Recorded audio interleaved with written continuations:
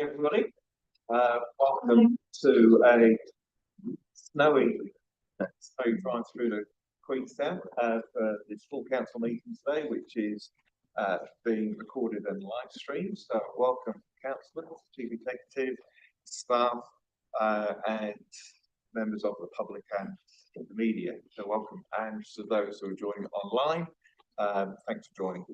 So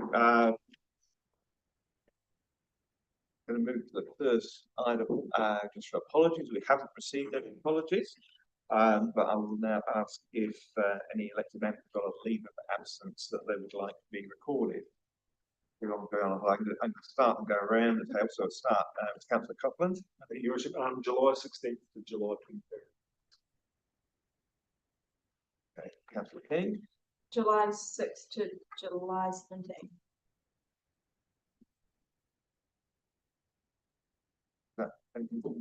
Okay. 14 to the 17th July and 25th to the 30th September.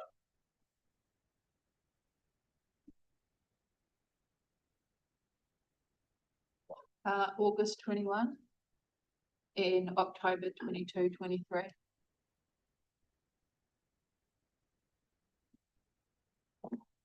Councillor Butt.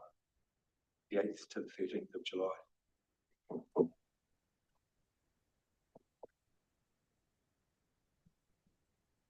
So, no more leave of absence requests. So I'd like to put the motion that those requests for leave of absence be granted. I'll move that. Somebody second. Thank you for the council. Mitchell. In favour, please say aye. Aye. That is carried. Declarations of conflict of interest. Are there any conflicts? Yeah. Councillor Bell. Item 10, events funding. One of the applicants is the event takes place on our land. I don't know what the application is about. I think it's about trash removal, but I will recuse myself during item 10. Okay, thank you. Any other conflicts? I'll withdraw from item 7, perceived conflict regarding the Freedom Camping. Thank you.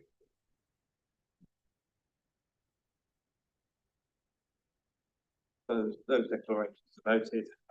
Thank you, councillors, for that. We move to public forum. So we've got 3 people speaking today, public forum. So Chris, Chris, head. No. If not, okay, we'll move on to Gillian. Thank you. Hi there. My name's Gillian Howard. I'm an architect and urban designer, former councillor, 2001 to 2010. And I've got 2 submissions today. One is on behalf of Kath Gilmore and one on behalf of myself. I'm just going to read that out first, and it's pertaining to the airport SOI, of which we all as a community own 75%, and we need to actually give the airport some direction.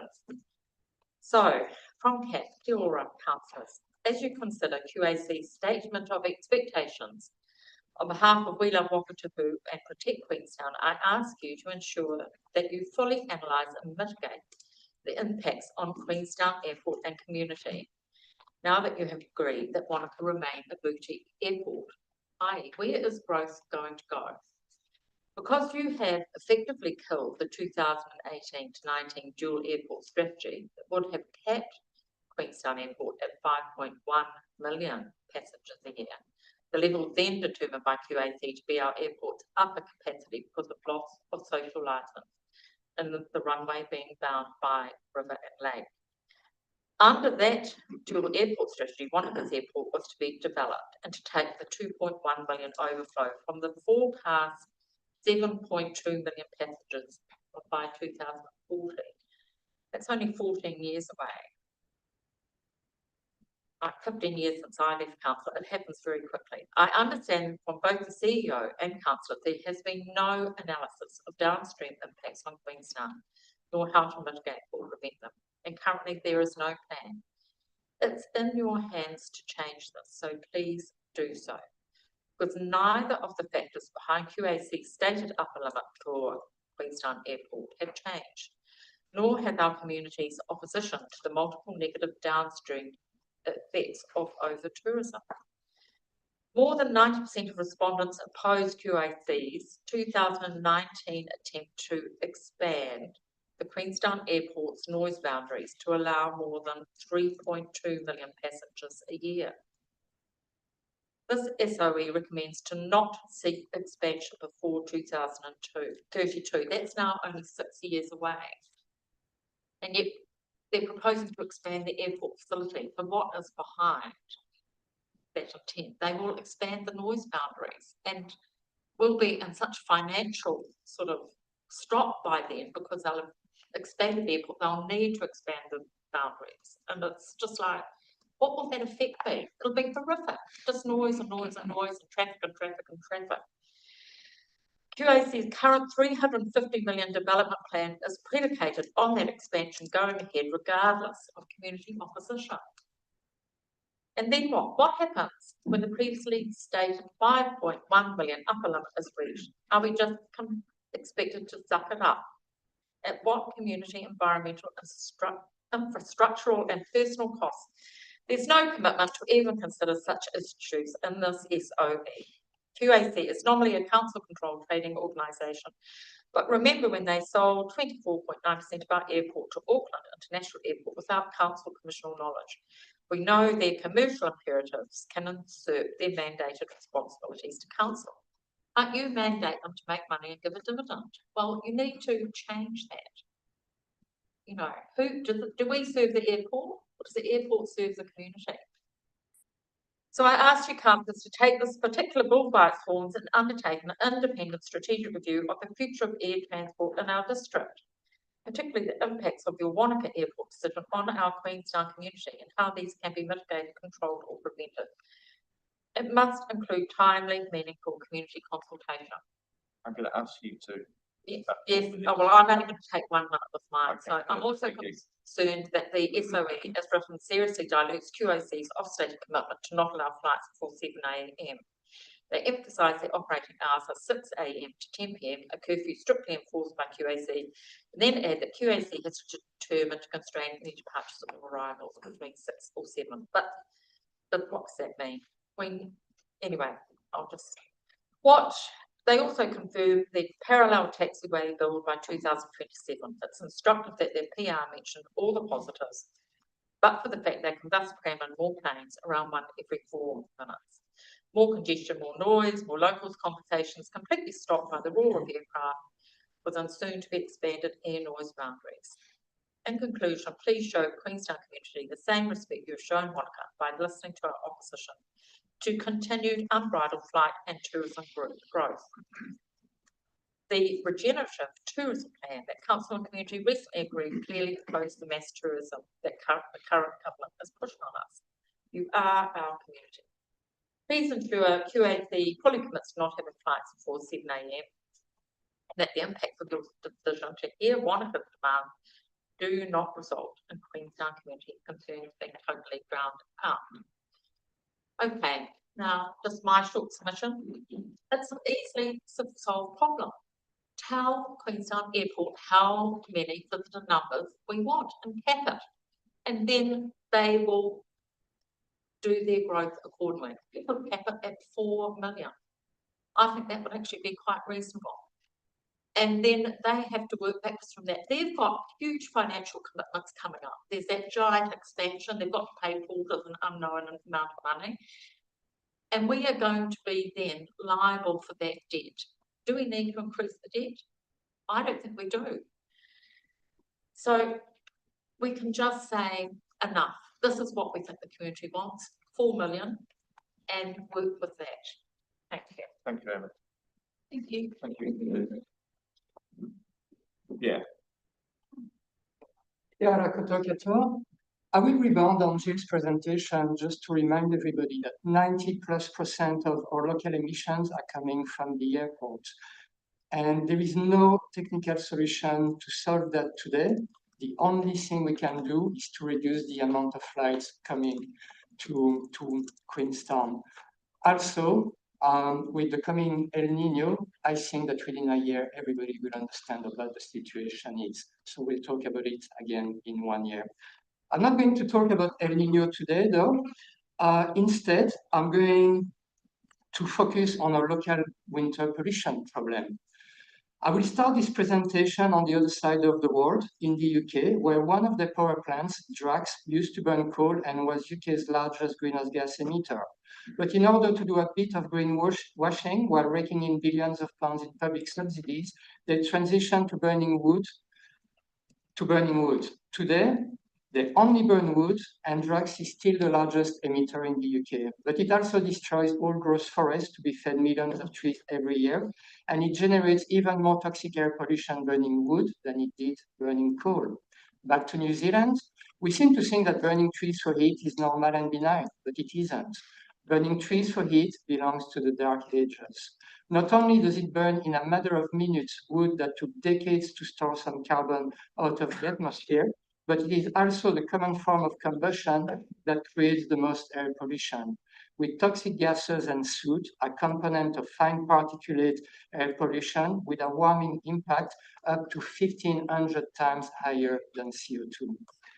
A 2016 report from the Ministry for the Environment shows that air pollution kills 3,300 New Zealanders every year, that it causes 13,100 hospitalizations, including 845 hospitalizations of children for asthma, and that it causes 1,745,000 restricted activity days, while costing the country $15.6 billion every year.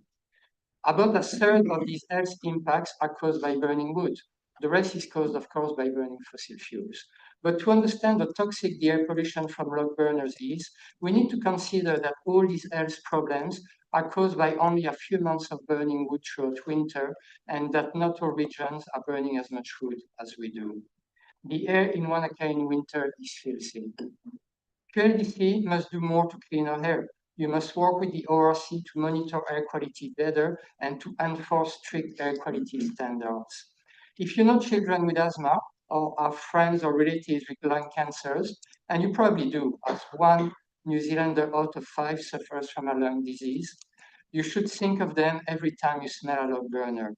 Smog from log burners is causing death, suffering, global heating, and is totally unnecessary. In 2026, we should all know that the cheapest and healthiest way to heat a home is a heat pump. QLDC must use all the tools at its disposal, from monitoring and education to bylaws, to accelerate the transition from toxic log burners to cheap and efficient heat pumps. Thank you. Thank you, Pierre. Very clever. So, thank you, speakers, for our public forum. We will now move to the confirming agenda before us today. The one item to note is that because we did bring this meeting forward a couple of hours due to the amount of items in the agenda, then a couple of representatives from Julian Elder from the Water Services CCO was originally due to fly in later on in the day. So it might be that Julian Elder and Sinead Hart are not here in time when we get to those items. So if we do, I'll ask that we leave those until they do arrive. And so I prefer them to be here for those 2 items. That would be item 4 and 5 on the agenda. So, so I guess to confirm the agenda, I'll move a resolution that the QLDC resolve the agenda confirmed with the council, agreeing that considerations of items 4 and 5 may wait until the arrival of Julian Elder and Sinead Hart at the meeting, if this proves to be necessary. So I'll move that. Somebody, thank you, Councillor Smith. In favour, please show. Aye. Aye. Thank you. That is carried.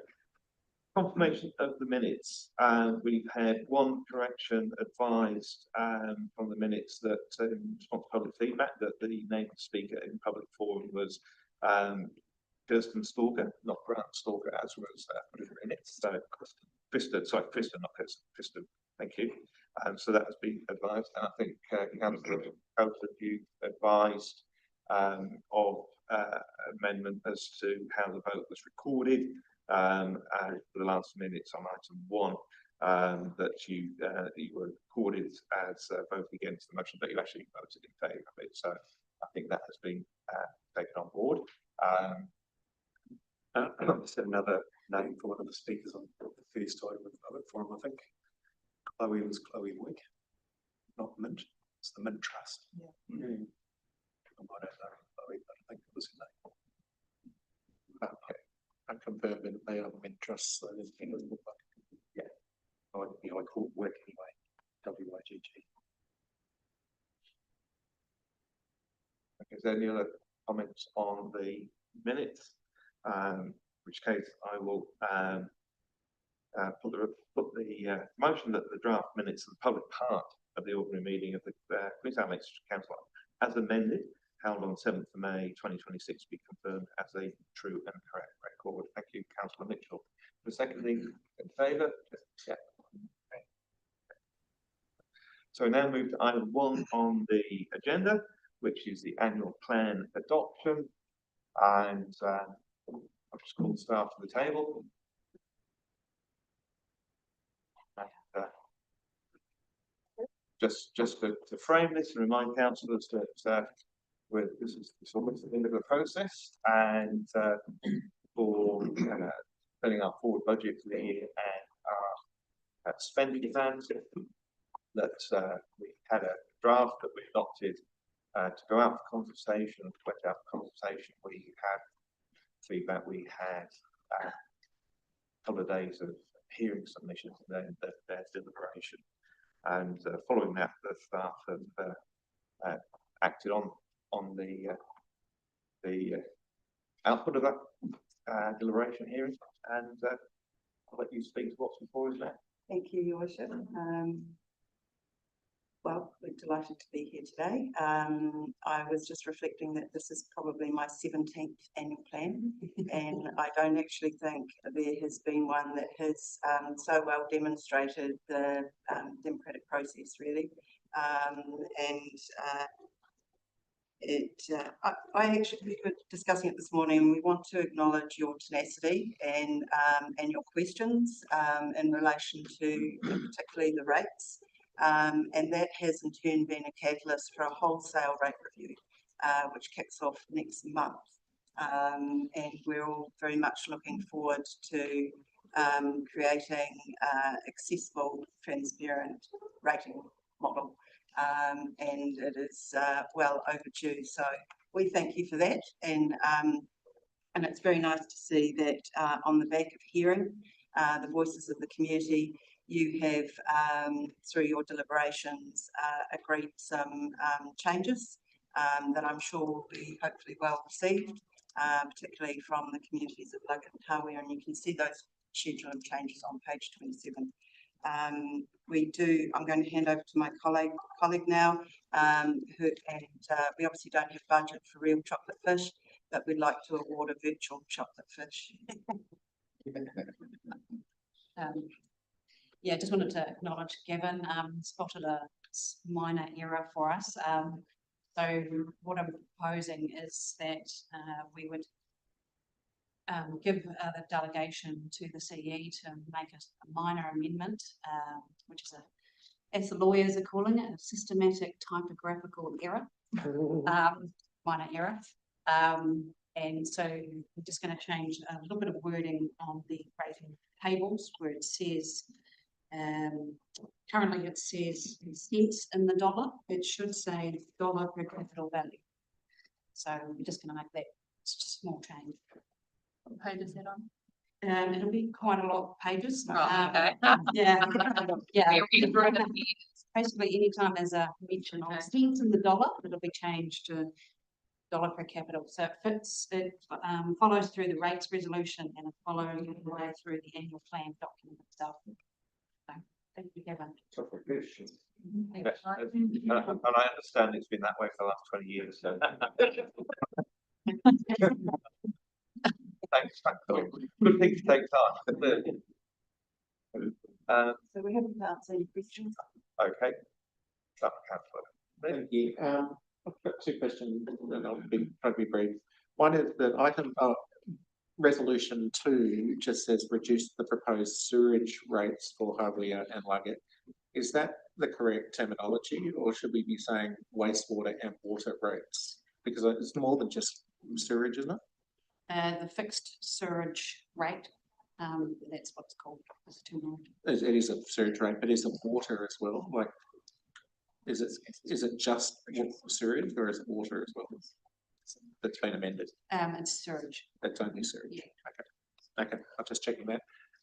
Second question, and to lead on from the previous questions I've asked, one of the things that became apparent to me during the process was that the number of properties at Lake Hawea of which we were recovering the Upper Clutha conveyancing scheme over was incorrect in my view. Is that the capacity of that system is 4,100 properties, and we're only recovering from at together 2,600 or 2,400 or something overall.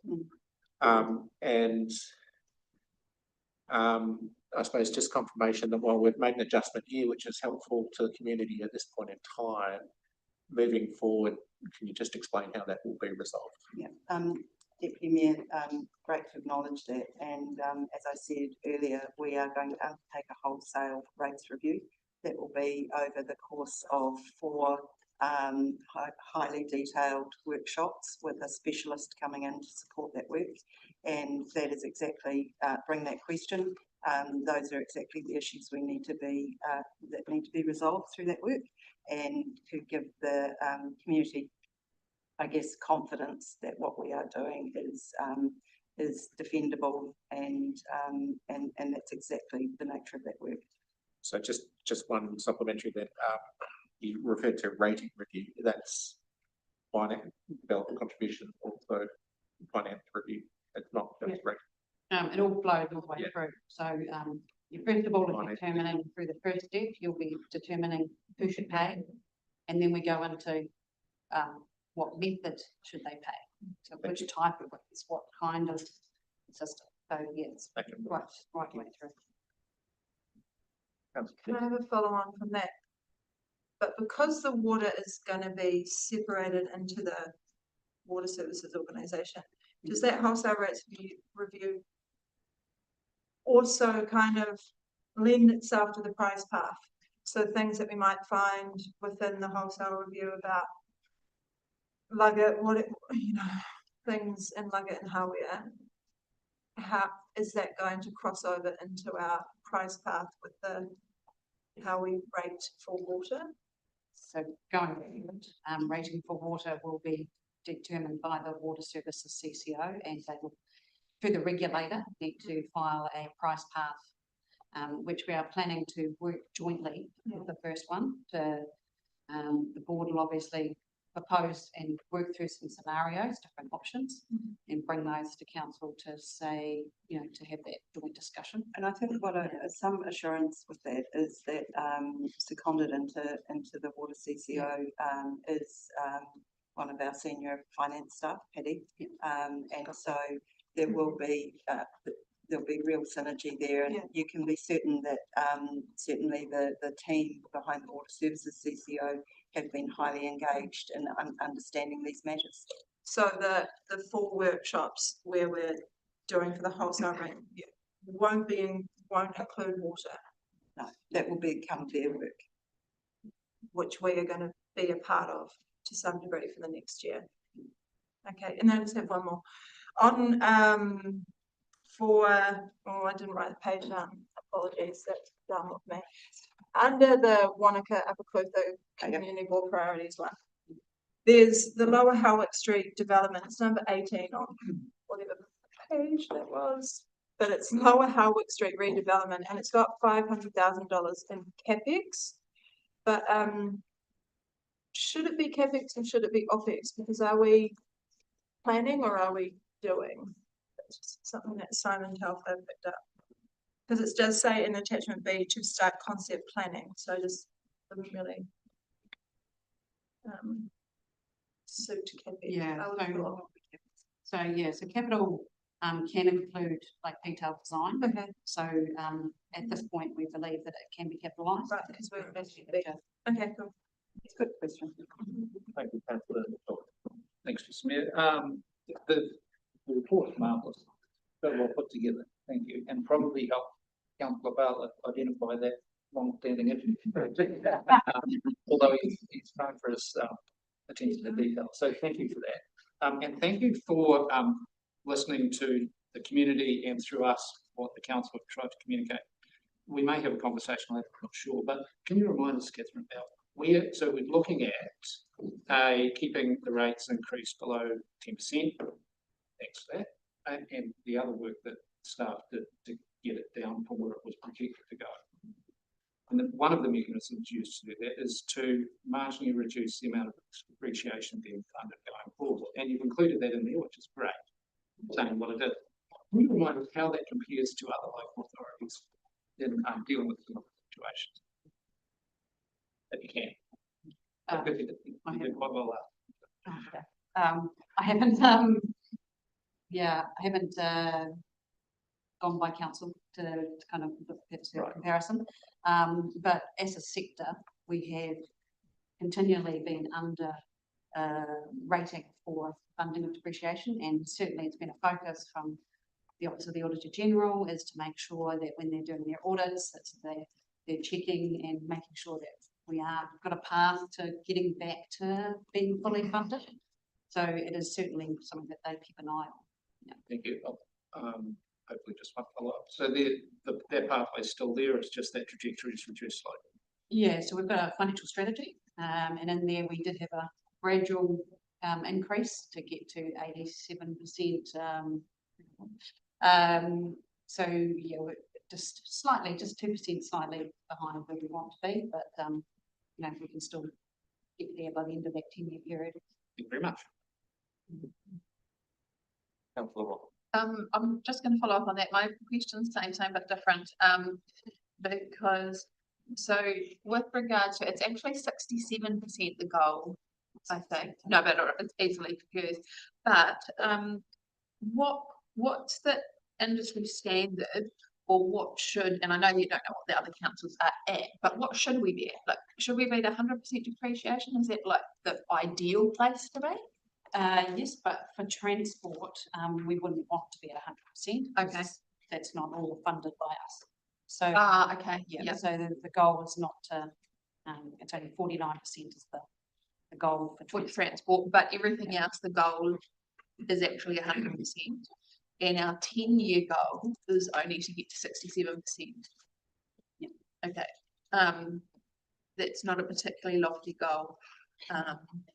Leading into what's that? It is from zero. So I guess my question is, what is the effect of that delay? So when do we pay catch up, and how much is that going to cost? Well, I guess historically we have been much lower. We have, you know, I think there was a conscious political decision to improve.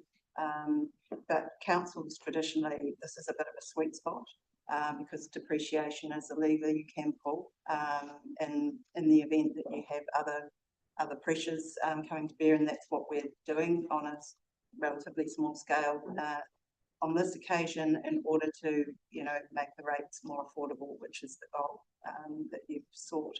So it is quite a standard thing for councils to do that. It's called sweating the assets. Some councils have gone way too far down that pathway, and it has very negative consequences because you're in catch-up mode. So I think we probably are sitting at a moderate kind of level in terms of our aspirations.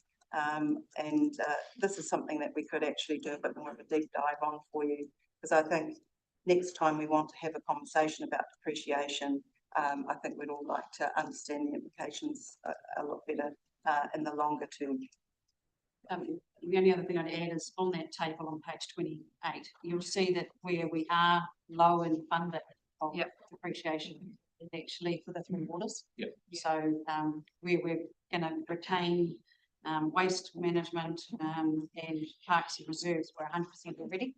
So it's really only the community facilities that we really need to ramp up our funding of our depreciation in the future. Thank you. That's what I was going to ask a question about. So thank you. Is that, so I got in what you called it already, sweating the assets, but to me, this is a little bit like kicking the can down the road and to the CCO. Which yes, that won't be our rating impact, but it will still be our rating impact on a different bill. So I could put it that way. Question? Yeah. Stay with that question. I was Oh, I felt like, no, is it, that's what it was, is it? Yeah. Yeah. But remember, you've got regulator that will be also looking at those figures as well, and looking at the price path and looking at all those factors to make sure that it's sustainable and it's affordable. Yeah. Thank you. So in terms of tangible benefits, and I understand why we're trying to save the 1.8% of rates to get single digits for our rates increases. What I'm trying to understand, and certainly for any ratepayer that's listening, what does it actually mean in terms of annual rates? How much will I save on my rates with saving that 1.8%? Have we done that calculation? Yes, it Yeah, was we've come something 11 down to 9. So we went from 11.7 to 9.9 Yeah. dollar figure per household. How much do they save? Remember though, that's an average. Yes, it is. Yes, absolutely. Talking averages. Fitness. What are we If you, saying? if you look on table 45, sorry, I've got to speak in the time. Catherine, speak. I guess if we can take number of rating units we're proposing, we're using as our base, 36,000. 36,000. Yeah, at the dollar amount. 2 million divided by 36,000. You know, the calculator. 2 million, 1%. Yeah, that's So we're effectively talking 1.8 instead of 11.7. no, it'll be through the changes that we made, we got down to 11. And then we used So that's depreciation. 19 down to 11, and then we tried to get it under 10. Yeah. $61. So $61 Per year. annually, average per year, each household Rating unit. is going to be saved, or each rating unit is going to save. Yeah. Right. Okay. So that's what we're talking about. Okay. $60 per year. So in terms of, you know, when we talk about we want to address the cost of living crisis, have we gone far enough? Well, that's a political. Yeah, correct. I think it was political here. That's all. Thank you. Okay, councillor Tuck. Sorry to jump on the mayor again. I was just thinking because Deputy Mayor Smith brought up the other day around NZTA's funding, given that they can only spend what they collect in fuel, excise charge and brokerage charges. Do they fund depreciation at all? The pot of money every year that they allocate to projects. Oh, they must do. Do you know how much they do roughly? The state highways, no. Yeah. I mean, like, I'll save my comments for comment time. Thanks. Okay, councillor Brad. Catherine, in the lead up work to this, you were predicting 100 new titles in terms of subdivisions that had happened leading up to the 30th of June, Okay. in terms of adding to the rating database. Do you know whether that was more or less than that? And if it's considerably less, let's say it was only 6 that I'm trying to do, would that have a material impact on the average rates rise that we're talking about? So I think it kind of relates to page 44, which is the next report in the agenda, which is the rate strike. In there on paragraph 4, we're saying that we're estimating that by June, this coming up in next week, that we'll have 36,643 units. Where previous year we had 34,943. So that's where the growth factor is included. So which represents a 4.9% increase in rating units in the year.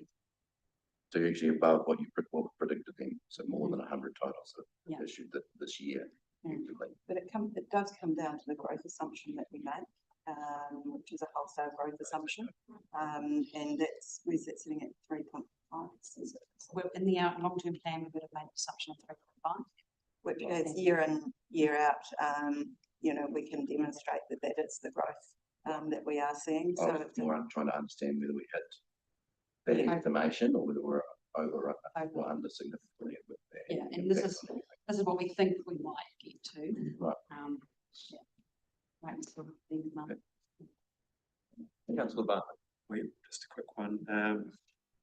I think I did some quick calculations as well. So going from what we were aiming at 52% depreciation, getting down to the 49%, it's about, like you say, just over $2 million.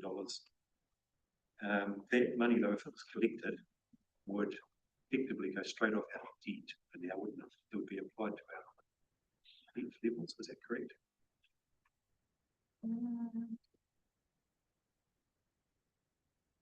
Yeah. Well, it's not put aside in cash.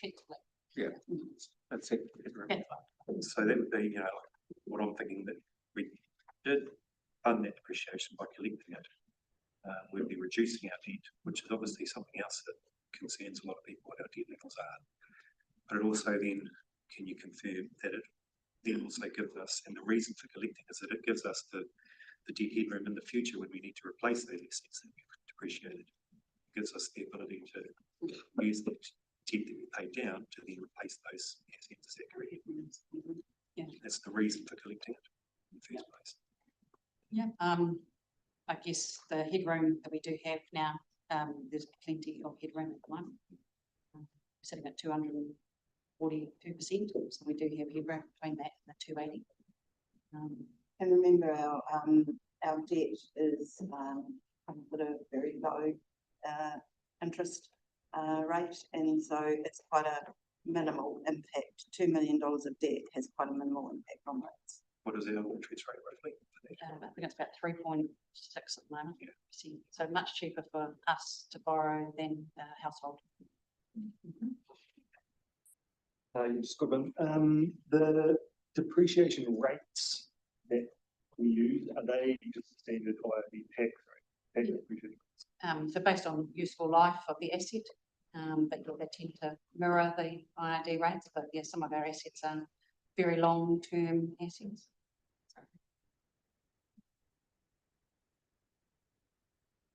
Very good, thank you. So I'm going to start by moving the motion, and then I will just flag up that I will seek approval for the amendment to make those minor editorial changes we talked about, but it's fine. We just do it as a single supported motion.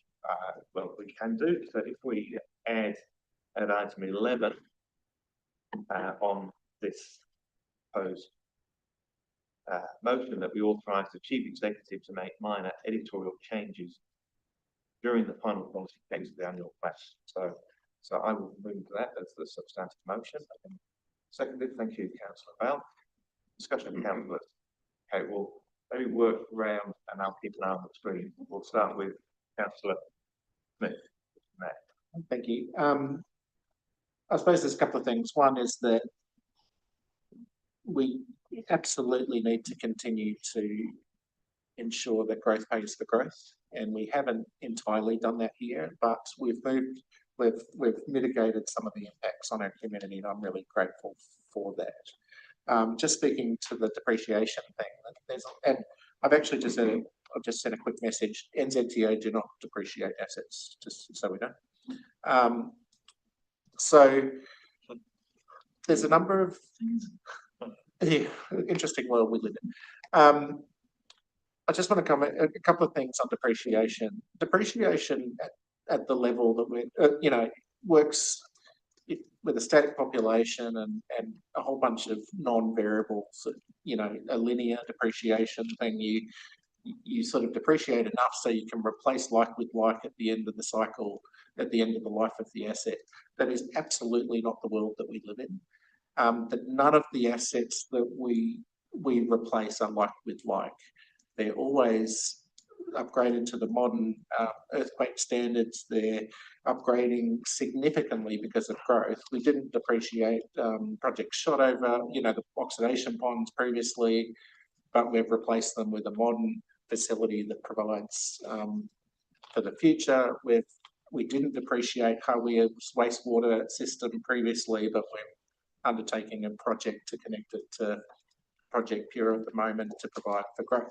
Now, you know, I strongly believe that while, yes, we should be depreciating our assets, we need to realise the context, the world that we're working in, and that the biggest win, and I'll go back to the thing, is if we get the growth numbers right, we'll be far more equipped to fund replacing infrastructure down the road, or to fund infrastructure down the road than we're talking about a fractional, within a margin of error, I believe, depreciation number.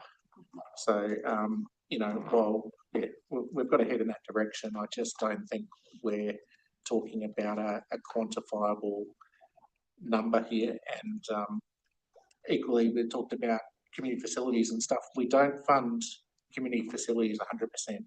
We get CLT funding. We get all these other things that that fund, you know, the replacement of those sort of assets. And we rarely replace assets.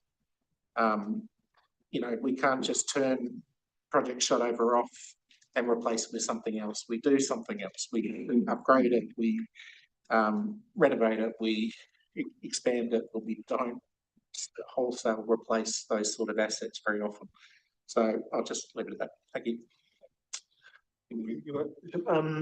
Yeah, just a couple of comments. Yeah, I sort of echo what Quentin says. All I'd say to that depreciation piece and the replacement of assets is we have a pretty detailed capital program, and through that capital program, the funding of what those future requirements are gets captured in our long-term plan and annual plan. So we understand that. All I want to say was this has been quite a challenge putting the annual plan together and getting to the place we got to. So thank you to the staff and everybody as well. Talking to the depreciation piece and how we've reduced it to sweep the assets a little bit longer. I'm confident that we have a number of other ways to raise funds to repay debt. I think this exercise should be good motivation for us, potentially moving through the finance committee, to find innovative and good quality ways to increase their revenue streams or find new revenue streams. I look forward to working through that piece of work. I think, yeah, I'm happy to support the reduction in depreciation, given what we said and heard through the submission process. It's pretty sobering to listen to people sit at the end of the table and tell us that they're going to lose their house potentially if we lift the rates with ours. So with that in mind, yeah, I'm happy to support this motion. I'm going around. Okay. Thank you guys very much. I feel like, yeah, it was very difficult and very challenging at times. So I really appreciate where we got to and that we are going to do a wholesale review. In the end of the annual plan, it does have all the detailed information about where how to charge, and I think we shouldn't underestimate how much information people want to know when they get their rates bill, especially now moving forward. So you used to probably not care. But yeah, I feel like we could really provide this information in an easier way online so they can see, oh, I'm paying because I'm a residential, I'm paying this much for. People have no idea what they're paying for their community hall, blah, blah, blah. And I think it would just be more transparent and easier for people. So I know we'll probably be doing something like that moving forward, but yeah, I just want to support that. Also to share the thanks, so it's going to be a big Thank circle of you. things. But no, I think you know, Catherine, you sort of made a comment throughout that it's ours to own and to feel like you know, we have certainty around what we're doing, and I think that hasn't it's been a really refreshing change of culture and sense of empowerment, I guess. And I really appreciate all the work that you've done to reflect the community sentiment. Councillor Long once told me that councillors are the heart the ELT of their brains and the staff of the hands. So, you know, I think it's emotional.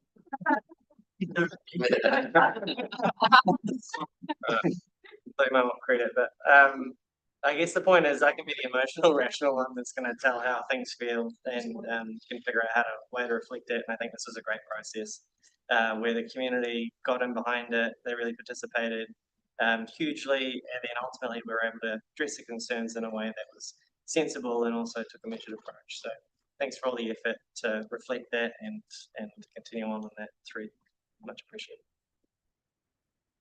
Yeah, as I said earlier, this the way that the staff listened to what the public have been saying, particularly through submissions, but otherwise, and then the reaction that we've had in the community from the workshop that we had on the draft. Yeah, that people rang me in tears saying, "Thank you for listening to us." So I think this is an annual plan for the times that we're in today. I think Councillor Wong raised a very good question. Does it go far enough? I think it does.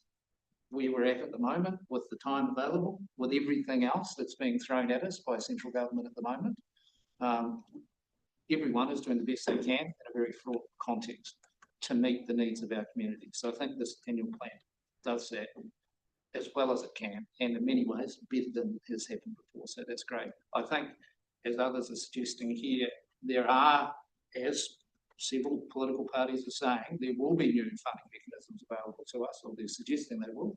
So let's hold them to that. Let's keep that pressure on and make the most of that in the annual plan, in the long-term plan process. So the annual plan process, I think, has set us up well for that. It's identified some real issues and some real opportunities for us to move forward constructively into the future. So thank you, and thank you for everyone around the table for contributing to that process. I'm going to go to Councillor Gladdy on the screen, and then I'll come to you. Oh, thank you. Yeah. Look, it's been a good discussion to listen to, and yeah, my questions were answered, and look, mixed views. I usually find it difficult to agree an annual plan. In this case, I'm actually reasonably comfortable that we've struck a decent balance. We always have people asking us for things. We also have people asking us to lower the rates, and it is a difficult balance. And I think we've largely got it right. In terms of the depreciation, I would be concerned, I guess, if this was something that we were going to do regularly, if this was an easy approach to reducing rates in the future. It's not good practice. If we don't collect funded depreciation, then we can't reduce our debt. We don't have the headroom to put new activities to cater for growth in our long-term plan. And if we don't do that, we can't collect development contributions, and then growth doesn't pay for growth. So it is problematic, but given the situation that we're in at the moment with the fuel crisis, given the fact that we're shifting to a water services CCO, given the fact that we need to work out who should be paying what, who should be paying how much depreciation, and so on, I think it's a reasonable thing to do. So yeah, I find myself in a position of actually being able to approve an annual plan, which is nice. Is that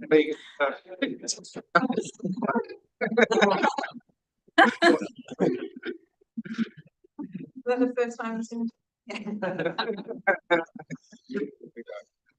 Councillor Brown. Thank you. I've been pleased with the process that we've gone through and the progress that we've made to get down to some more realistic growth. I am somewhat concerned though around our want to move from 11.3% down to the 9.9% purely based on depreciation or movement in our depreciation treatment. I feel that on the one hand, we are putting costs up for residents by putting our fees and charges up. And when I say residents, I don't mean ratepayers, I mean the residents who actually live here, go to the pools, go to the libraries, hire out their venues. We are putting the fees up for those people. And then on the other hand, we are trying to help ratepayers. In particular, 36,000 rating units, of which we know that a lot of those ratepayers are not residents. We know that Arrowtown has a high vacancy rate in terms of empty homes because of investors and people who don't live here. So I'm a bit conflicted about this last step because I feel like we are putting costs up for people who actually live here and contribute to our community, and in order to help those who don't live here and use this place as a holiday venue. So I have a bit of a concern about that, and we're helping those people to the detriment of those who are going to live here in the future because we are deferring those costs. So that's my concern. Well, thank you.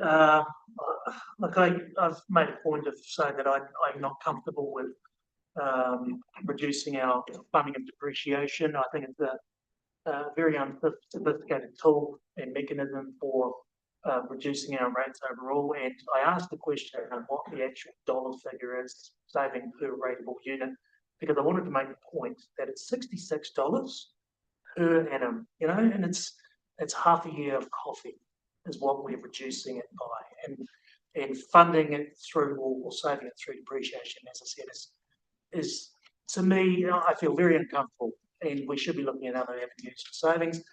Also pointing out that we did start from a position of 19%, and the staff worked extremely hard to get it down to a reasonable amount of 11. But to further push that through a mechanism that's not sophisticated and is sort of almost cheating the system in a way, I don't feel overly comfortable. I'm not going to dive or ditch over it because basically it's a very small amount. But as Dickie clearly said, I hope we don't get into a habit of doing this. It is great headlines when we talk about percentages under double digits, but again, when I look at the reality of what we're doing, it's really not moving the dial very much at all. I just do want to point out though that talking about process, when we look at Harvey and Luggett and what they achieved in terms of rallying together and their reaction to the draft annual plan, I think that shows how the process does work. I know that they won't be overly pleased with it all, and I think if we are pleasing everybody, then we're not doing our job properly. So I think a reasonable amount of annoyance is probably a good thing when it comes to annual plans. I think we've been around the table long enough tonight. So I think we've struck a good balance. But yeah, there are some cautionary measures for next annual plan and long-term plan. Thank you. Thank you, and yeah, thank you for where we've got to. I know a lot of work went into it, so I appreciate that. I also still am not 100% comfortable in the depreciation. I totally hear the comments of cost of living. That I feel those too. I do feel like this is kicking the can, whether it's down the road or across to our buddies at the CCO. That is my concern, that we're kicking the can to someone else's problem, and that someone else's problem is my children's. So I just cannot get behind that part of the annual plan. So if I can request that we vote on point four only separately. May I ask a point of clarification? And that's interviewing. My understanding of the annual plan, if this is the correct team, is not that we're reducing it, but we're reducing the amount that we're increasing it by. Is that correct? So instead of increasing it by a certain amount, we're increasing it by a slightly less amount? With past questions. Yeah. But as a point of clarification, I don't know. I think you're correct. Yeah, okay. So just to make that, out there, because, yeah, gotcha. Because what the report says. So request to vote in parts, absolutely. Thank you. Well, I just want a procedural question. The annual plan's been a package deal. It's pretty hard to not support the depreciation, but to support the rest of it, and then to set the rates. And I don't think we can separate that point because it impacts everything else. So I would actually not want us to vote separately on those, because I think it actually, as a package deal, we just can't separate them. Well, I'm going to respond to that if you'll give me some leniency. Standing orders are pretty clear, right? That where a motion or resolution is presented in parts, if the chair or any member requests that it be voted on in parts, then that's required. So that's when we have something that is presented in parts, then standing orders permit it to be voted on in parts. I'll respond when anyone else has mentioned. Right, it's just, sorry, just supplementary to the procedural. What happens if that item is defeated, but the rest of them are approved? What's the actual, what happens? Because I don't know what happens there. Well, that's all set out in the officer's report. Okay, I'll come to that. Councillor Bell. I'm a little bit guilty as charged here, again, given that I was the one, I think, who originally raised the depreciating. And could we use that? And the 2 million equated to 1.7 diminution in the rating, which got us down into single digits. I still support that, but I completely recognize that it is a financial gimmick, that it is financial engineering, and that we're borrowing from the future, and that doesn't recognize intergenerational equity, and that some would accuse us of a lack of discipline. I think actually I can defend all of those, and I realize in some senses we're under the gun to deal with this. And I think that the thing that drives me towards recognizing all of that, but still supporting using depreciation, is the searing testimony that we got from some of the ratepayers in Wanaka, particularly from Luggett, for whom $61 or $66 is not going to mean much. But I think it's incumbent upon us to demonstrate to them that we heard them, and that we aren't simply going to roll them over. And I recognize that this is, as Councillor Wong said, unsophisticated. It's a blunt tool, but I think we should use it now, and I look forward to a much fairer rating system as we go forward. So I support this. Councillor Buck. I mean, I also recognise the work that's gone into getting from where we started at the beginning of the year, 19% to deliver the same things that we'd said we would in the long-term plan. The long-term plan had anticipated about 11%. There was a lot of work done to get down from 19 to 11 to still deliver the work that was proposed. I mean, and I really appreciated that. I thought we got to a good point where we met what we said we would in the long-term plan in year 3 of the long-term plan. I mean, for me, going from that to get it below 10%, it is a bit of a, I mean, I do understand that there's, the cost of living has gone up and it is affecting people, including all of us who live here. But it did seem to me to use depreciation to achieve that, to be a token gesture. Has been covered. I did some figures myself as well to go from the funded depreciation amount of where we were aiming to 52% to bring it to 49 to get below that amount, below that percentage, and based over the number of ratings, and I got about $57, so just below 60. If we are trying to catch up with that at some point to still carry on to get to our 67% after 10 years, or in 2034. In 1 year's time, that $57 becomes $60, which doesn't sound like much. But if we leave it until 2033, it becomes $75. So it's a 30%, over a 30% increase in that amount that we are saving today. It's going to cost us that much more in the future. Percentages for me, I've always thought they're a little bit misleading anyway. People use them in the media to compare districts against each other. And, it's only an average. It's different for every rating unit in the district. And when you compare percentages between different districts, it doesn't really give you a full appreciation of the actual dollar value that people are paying and what they're getting for it in the district they live in. And it really is, I think, we spend too much time worrying about percentages, and we're talking about 1.6, 1.8% in this case. Now, I recognise it does make saving today, but as I've said, it does cost us, it will cost us more in the future if we go ahead with the council's previous decision to get to that higher percentage of funded depreciation. The other thing I'll say is depreciation is there anyway. All we're talking about is the amount of it that is funded from rates. It doesn't allow for building the new plant or whatever asset we're building in the future. All it allows for is the usage and wear and tear on the existing plant that we've got today. Other funding mechanisms will still allow, give us ways of funding new assets in the future. But at least we've recovered the cost of the one we've already been using for the last years, it might be 20 years or so. And that's where, by not doing that, by reducing the amount we're recovering for that, it's, it is putting us in a slightly worse position because we're not paying back the debt we've used to build it in the first place as quickly. And it means that when we do get to a point where we borrow more, that replace it. We're already at a higher debt level, so our debt levels go up again. We haven't paid that down. We had the opportunity to.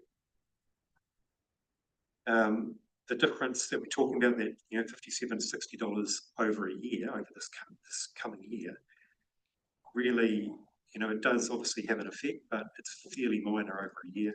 And for me, it's probably, in the current environment, the difference from 1 month's fuel bill to the next month's fuel bill at the petrol station, the way fuel prices are going up and down.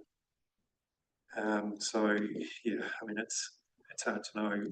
For me, what I would prefer, would I prefer to save myself that extra money in the future by paying the depreciation now, or would I prefer to drive my vehicle a little bit less over the year? It's a difficult decision, but for me, it's the depreciation part that I also am struggling to see the real benefit in delaying it or deferring it at this point in time.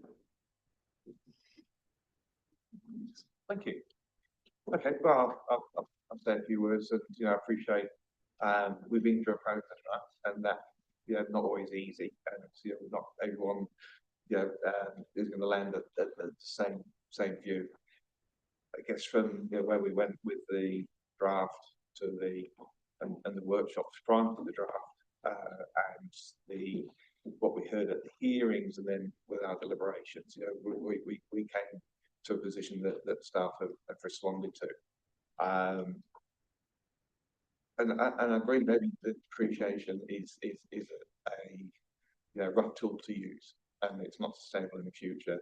And I think part of our frustrations as councillors is that some of the tools that we would like to see in actually putting the costs up where they fall, we don't have. Right? This is what the review is going to do. But at the end of the day, we had a deliberation hearing, and we came up with a result, which is what's on the paper in front of us. So if the view had been at that deliberation hearing that we didn't want to use depreciation, the majority supported that, right? So, but if the view had been the other way around, then we would have, to come to Councillor Copeland's viewpoint, would have looked elsewhere.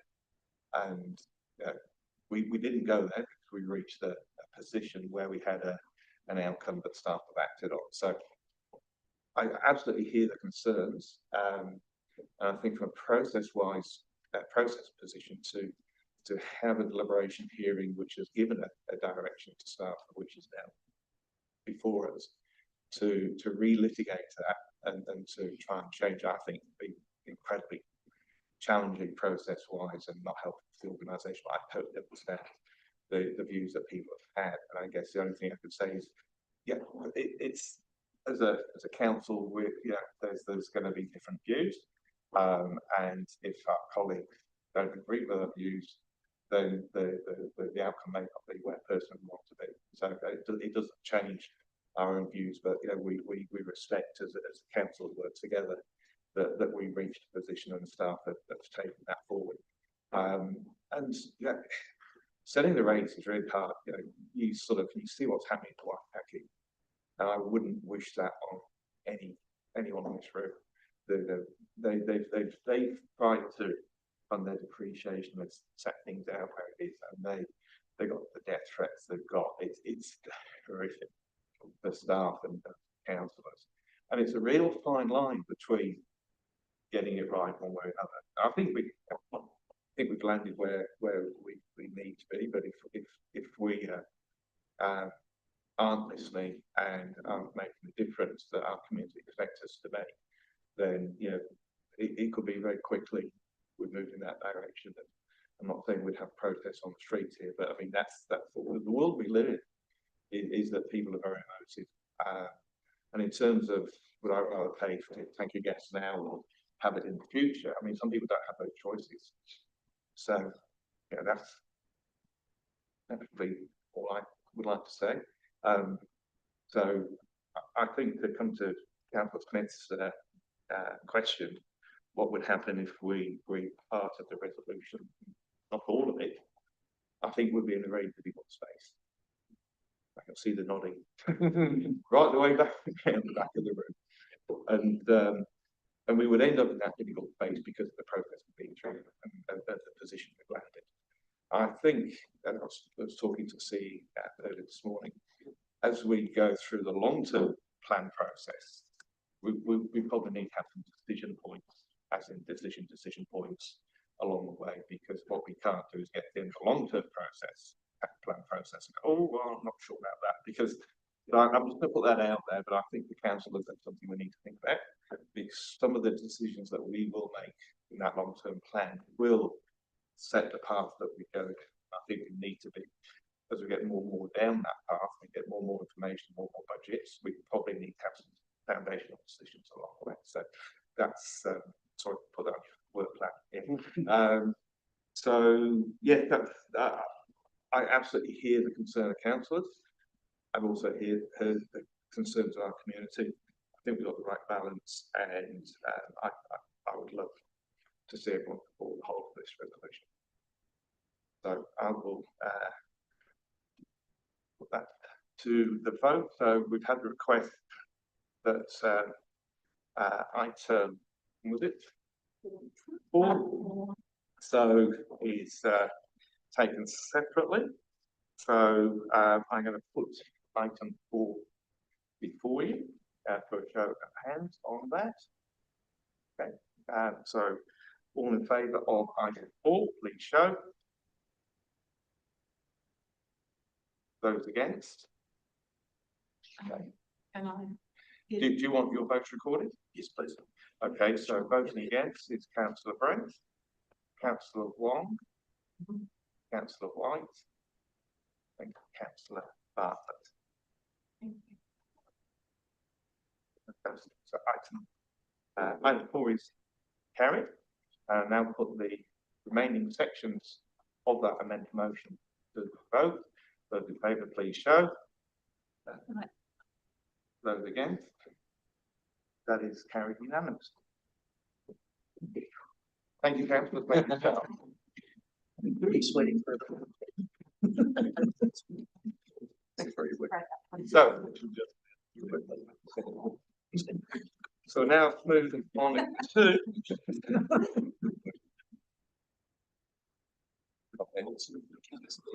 item 2, setting the rates.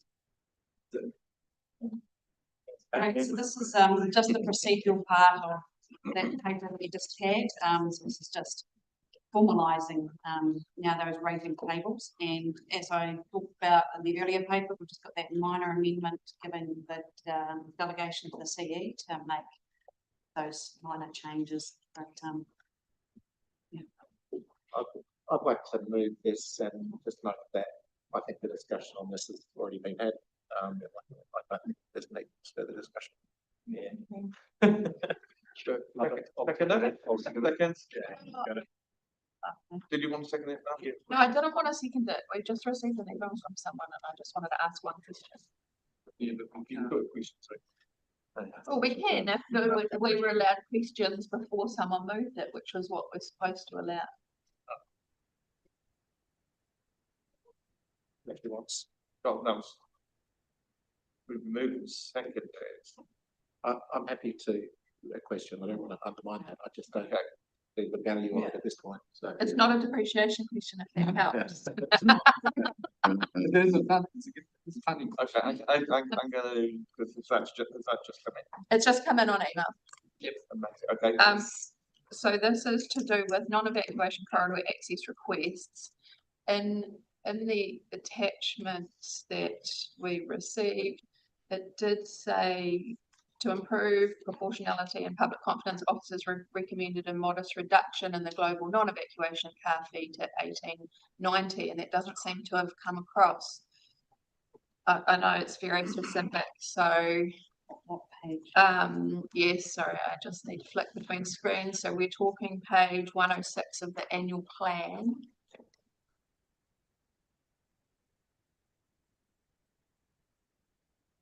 And the submitter was Sutherland Limited.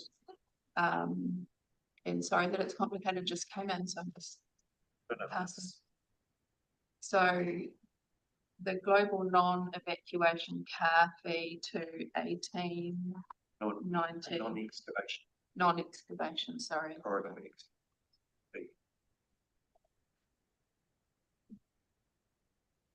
Yeah, we discussed it. I don't recall us making any deliberative decision about it. But the officers when they come back to us. Yeah, haven't done yet. About comparison and options.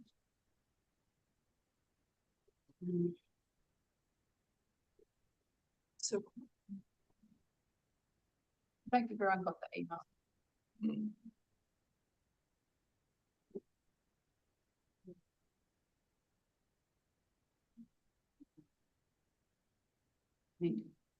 We refer back to you, we through this paper until we can come back. Oh, you mean just later in the meeting? Yeah. Okay, yeah. Okay. I'm happy with that. But I think the report on the actual plan Probably cover that. covered that, Yeah. and said no changes to Fees and the charges. fees and charges Yeah. as a result of our deliberations. If need be, we could bring that back to a later meeting and make it a later amendment to the plan if need be, but don't know if that actually solves the problem. Right, okay, so since we're back into questions, and that, It does relate to the prior paper, not to the raised Yes. resolution, so this is Oh, the rating resolution. Oh, okay, then don't worry about it. I think that the user pays. It is, Yeah. there's no pass through, it's pass through. It's big, well, It's related. cost recovery. No, that's okay. If it's not rating, that's totally fine. Okay. We go ahead. Moved, seconded, discussion. Okay, I'll bring that to vote. Those in favour of the resolution, with the amendment that we did minor tweaks to, the rental tax question, please show. Aye. Those against, that is carried. Thank you very much indeed. Well done, staff. Okay. I can move on to item 3, which is the Queensland Airport Corporation's statement of intent. And again, framing this discussion up, the process to date is that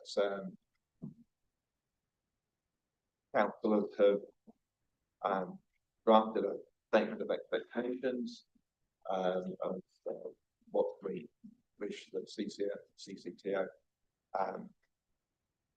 to deliver. That those have been workshops, they've been sent through to QAC, and those would be being provided with a table of feedback, or sorry, a response to that feedback that we provided as to how this has been incorporated into the report before us. And I think, as we heard at the public forum, there are some lingering issues. Okay, and the element is in the room is growth, and we just acknowledge. I think everyone around this table acknowledges that the rate of growth is exceeding the master plan, assumption. And at some point, there is going to be a ceiling or a discussion or a change or something to give. And I'm flagging up now that, and I've flagged up with the board, with the chair of the board this evening, that I think our council needs to have a workshop discussion with the board, because there's issues that are currently sitting outside the statement of expectation, statement of intent, but we actually probably need to visit, and it's probably relevant to the Wanaka site discussion. And I think we're better to have those conversations. So what I would like to say in terms of what we're dealing with today, it's a technical exchange. We've been asked to brief the statement of intent from the company of which we're the majority shareholder. But to me, I think it's definitely just flagging up the conversations that we will have in the future. Anyway, sorry to I frame that one up for you, but anyway, just very much appreciate it, Your Worship, and the QAC have, as you say, agreed to have a workshop. In fact, they'd very much like to have it sooner than later. I know that there is, I've just had a quick word, there's clearly some important responses that they could make to what you heard today. Some of those matters are historical and were resolved through the master planning piece, which of course we did endorse as a council, but a workshop will be very timely. I do want to acknowledge that the chair had intended to be here. His plane was diverted. He may or may not be joining us offline. He can do, but he still remains understanding orders. He is not at the table, as it were. But I do also acknowledge that we do have the Chief Executive, Shano, here, and you've got the executive team, Sarah, Andrew and Todd, also present. I think they're very much here just to hear the discussion. I'm sure that they've heard the public forum and will be able to come. Hopefully we'll be able to do it next month to have a good detailed discussion about some of those points that were raised. Okay. Questions? Yeah, thank you. And just to address the question in forum today about the invoice boundaries and the limits. Now, am I correct in understanding that the current SOI, including the one today, page 25, and there's another reference, is that there is a commitment to operating within the invoice boundaries, and that is a de facto. It could be a number, 4,000 passenger movements, but it is and based on, you know, the historical context, it was a noise boundary. That is the effective limit at this point in time. That's reflected. Is that reflected also in the strategic plan and the master plan currently approved? Yes. Yes. Okay. So, yeah, just what those still exist, notwithstanding that we should have that discussion about what happens when we hit that point, but that this document still has that hard line in the sand. It does. Thank you. Other questions?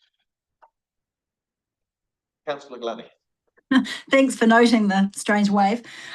Just a couple of questions. We asked for sort of some more context around what managing GA meant, and some new words went in, but to me they didn't really provide any additional value in terms of understanding how the airport's going to handle that as growth continues. So, I mean, I have a question. I don't know if you can answer it, Megan, and maybe we have to take it offline, but is there a commitment to retaining GA at the current levels or not? Yes, there is. Yes, that's great.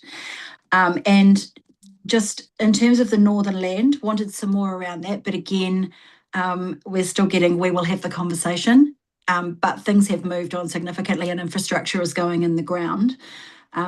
Can we have some more detail? Or maybe the question is, when will QAC come to the table and provide detail around what's going on with the Northern Land? I think that they will be more than happy and comfortable to have that conversation, and we can ensure that that is one of the subjects covered off in the workshop, Nikki. That's great. Thanks, Megan. Yeah, it should be next month.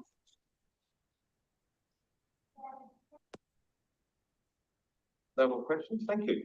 So the I'm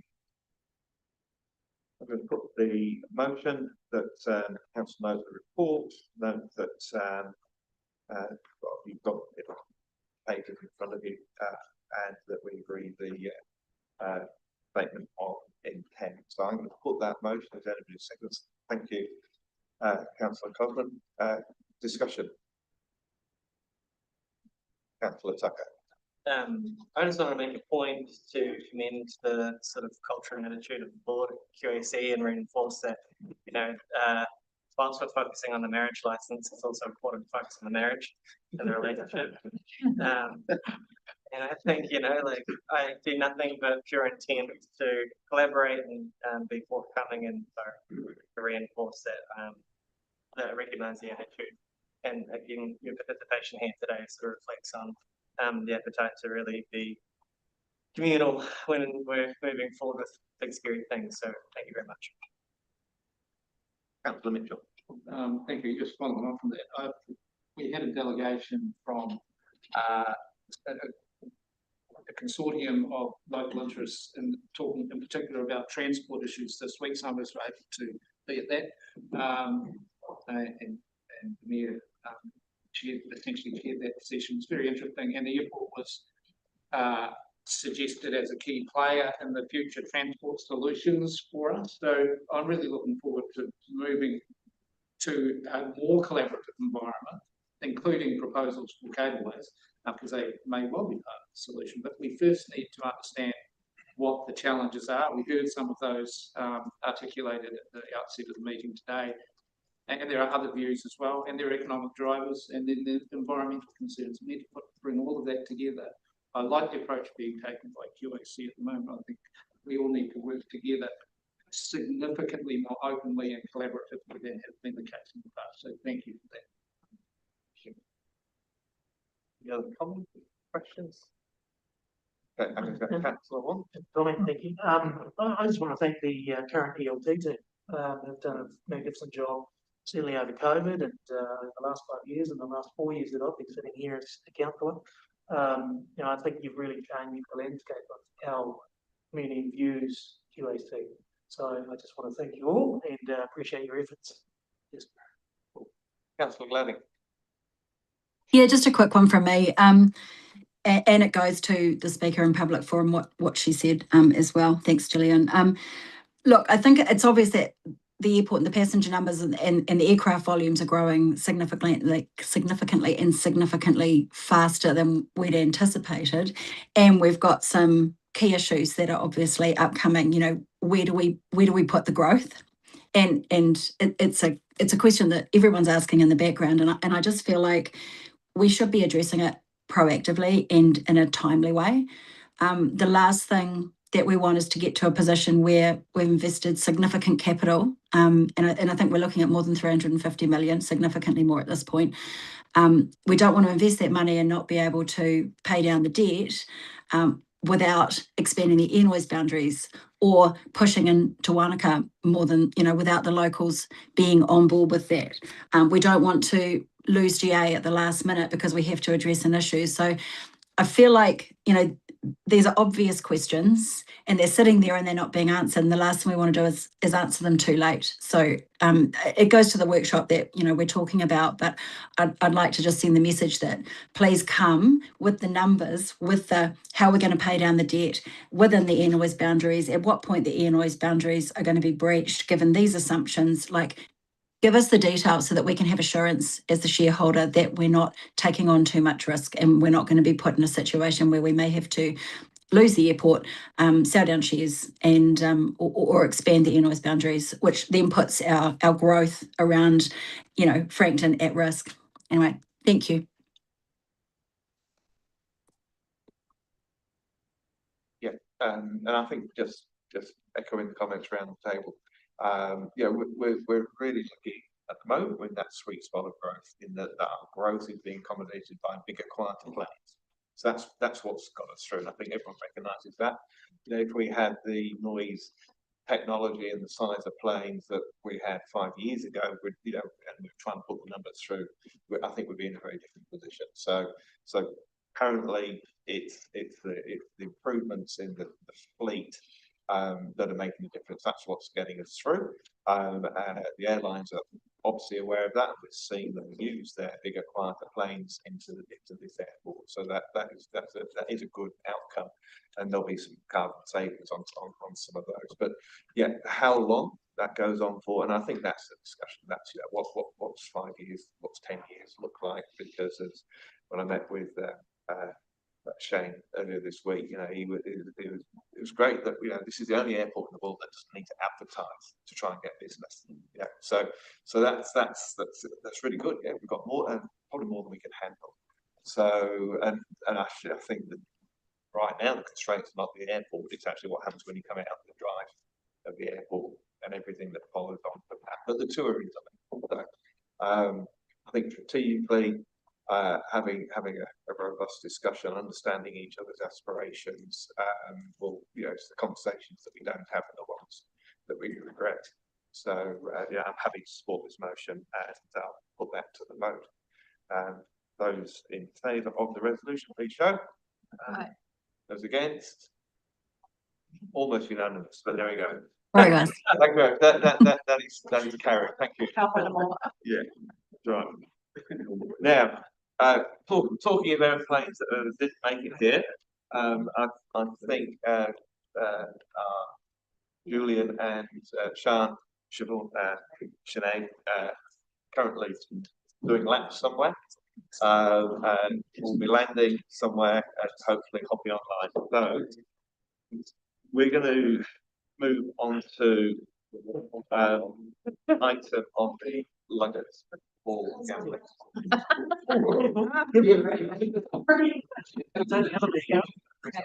Sorry, back to track.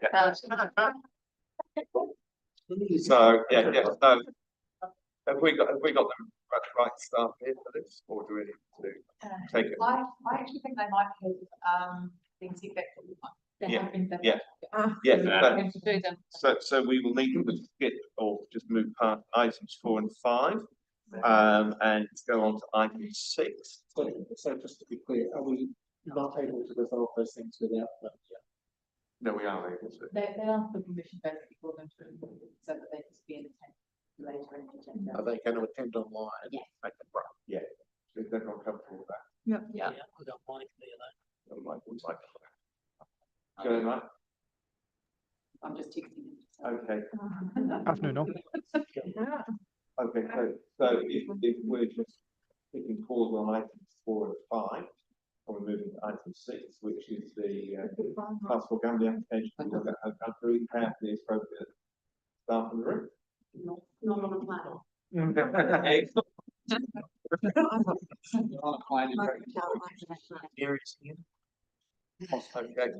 And Mary's online. very good. So just to make sure we're all on the same page. Yeah. 117 of your agendas, and this is an application that's come before us for want of a better word, pokies at the Luggett Hotel. And I know there were some questions as to why a previous application went to the Community and Environment Committee, and my understanding is that this is all due to a time-bound requirement, and this was the opportunity to make the decision. So that's by way of framing. I'll pass to staff. So the application for you is for the Luggett Hotel for 9 new gaming machines, or electronic gaming machines, or pokies. The report has been revised with further consideration to the residential components within the settlement zone under the PDP. So the recommendation has been altered to decline territorial authority consent for the establishment of the machines. So can I just clarify something here? So it's not page 160. Oh, sorry. It's not page 117 in our agenda pack. It's a separate. Sitting at a separate one. Or the agenda pack have been updated. The agenda pack hasn't been Okay, apologies for that. Thank you. Carry on, please. I can outline paragraphs which have altered if you would like me to. However, as you've kindly pointed out, the revised report should be in front of you as well. Yeah. So, to summarise, what's changed between what we had and what's before us now is that there's been clarification on the zoning, I guess, for want of a better word, the unit loosely of Luggett, and the census. The clarification has determined that it is a residential area. And as such, is the applications within a residential area are to be prohibited under our gambling policy. So that's what's changed. Yeah. So questions? Put a quick one. Yep. Given the way things have been reviewed over the week, what's the potential for other people to see it a different way and challenge it? So if it was to be challenged, that would be through potentially a judicial review process. the consent that territorial authorities don't provide for these gambling applications effectively would cease the operator and venue license process with the Department of Internal Affairs for the applicant.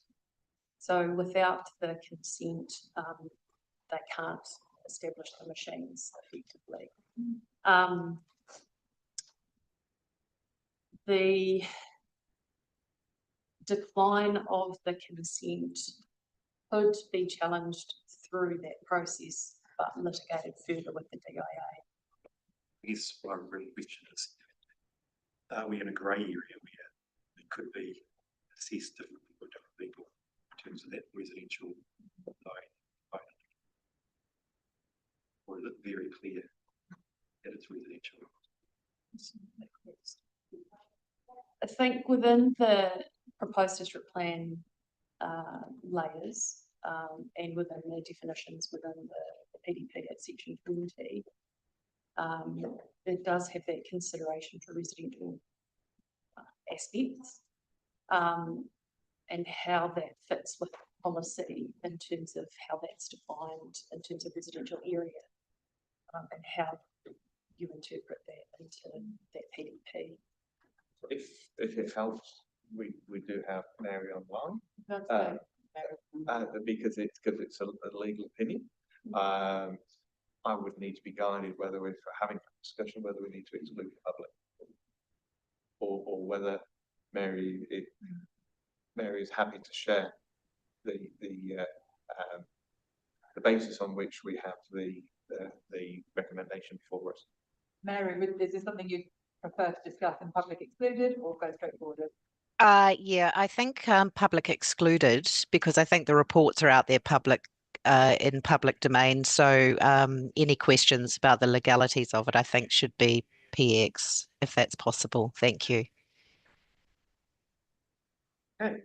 So, do we wish to have a excluded debate about the legal position, or are we happy to take the what we have on the paper in front of us?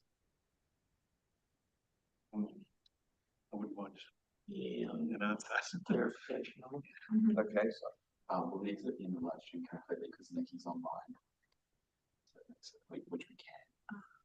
So we'll need to defer it into the Part of the papers are not ideal, but yeah, we're leaving it in the live stream completely. Look, it's the only they would be able to do it. Yes, we can. So, sorry, it's just been technical things. Yeah, we're ending the live stream to include the thing. We just need to make sure that we end the live stream. Yep. Okay. Bring her back in. Could we therefore take a break while you're doing that, Mr. Mayor? And I think, though, we need to demonstrate that we're taking these legal issues seriously in light of the questions that have already been asked, and taking this public excluded shows that we're doing that. Yeah. Okay. So I will resolve that we go into public excluded. Seconded, Councillor Mitchell, in favour? Aye. Okay, so we'll end the line.